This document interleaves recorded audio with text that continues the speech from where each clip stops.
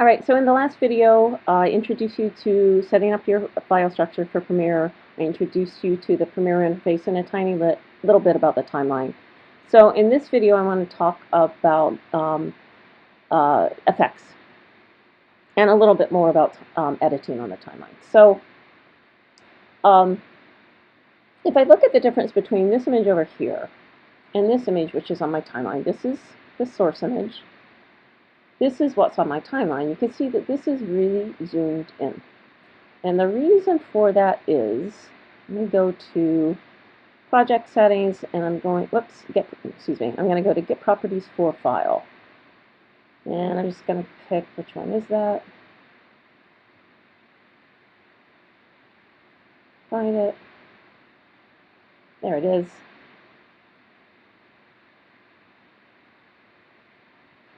Maybe. Or you can also right click and just get properties. For some reason this has been super slow in this version. Let me try this one more way. Get properties for the file.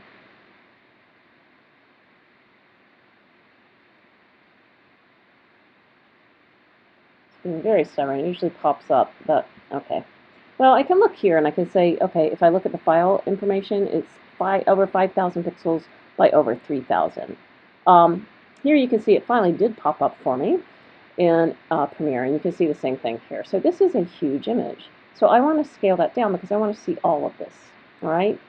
So if I go over here, again, this is my sequence, and if I go to my timeline, if I double click on that, it's going to open up my sequence image over here. And then I can go right up here to effect controls. Now yours will probably look something like that. If I go into motion, I'm just going to select the scale. And you can see I can zoom in or out. All right. Now you can also double click on here and you can find some little handles to drag, but sometimes that's hard to find them when your image is really large. So I'm just going to zoom out until, it may not be perfect because this is a different aspect ratio, so the height and width proportions aren't necessarily the same. But if you leave this on uniform scale, it will not distort. All right, I could do all kinds of crazy things here too. I could rotate it, which I'm not sure why I would want to do that, but I could. And if I didn't like that, I can just hit this and have it go back to how it was. Now this is under motion, which seems confusing, but that's because you could have this scale in time. We're not going to do that. I'm just going to have it scale across. And let's say I also wanted to put effect on here that would change the color a little bit. So I'm going to go down here to this panel. And right now there's a lot of stuff open that I don't need. So I'm going to go to my libraries and I'm going to close that. I'm going to go to my media browser. I'm going to close that. I don't need the info right now.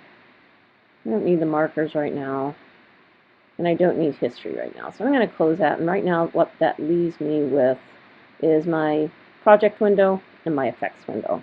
So let's say I wanted to come in here and change the color.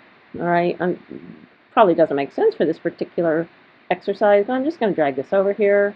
You can see the little plus sign is showing up, and I put that on here. And now I can go up to Effect Controls, and you can then change, oops, let's see, you can change the settings over here. Does not look like it's doing a whole lot.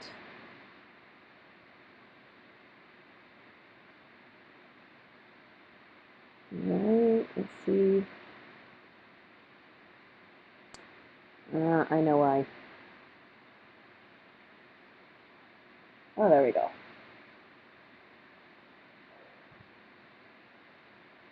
So anyway, you can play with these settings if you hate it. Just hit the return. They'll go back to how it was. Or you can return and change the whole thing. So you can play with these. Some of these are going to be helpful to you and some are not.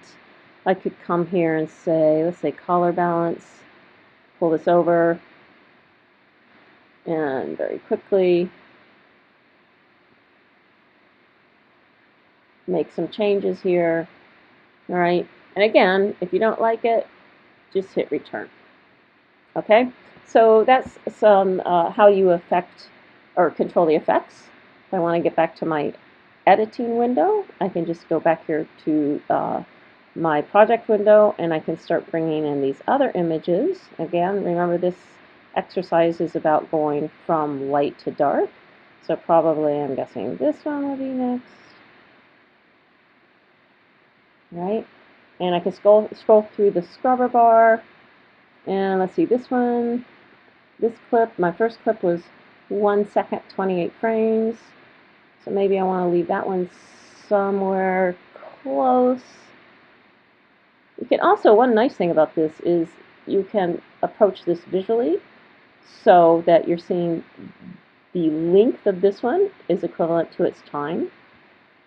If you don't need to be exact, that can be a good way to do this. And again, use your knife, cut. By the way, if you accidentally have a space, let's do this, let's go. Spaces are very, very noticeable because they're just black, so that's not something you would want. So you would just right click in here and say ripple delete. You can also, to get rid of that, you can also come in and just click in there and hit delete. Now you'll notice here, when I move this clip, I accidentally put it on another layer.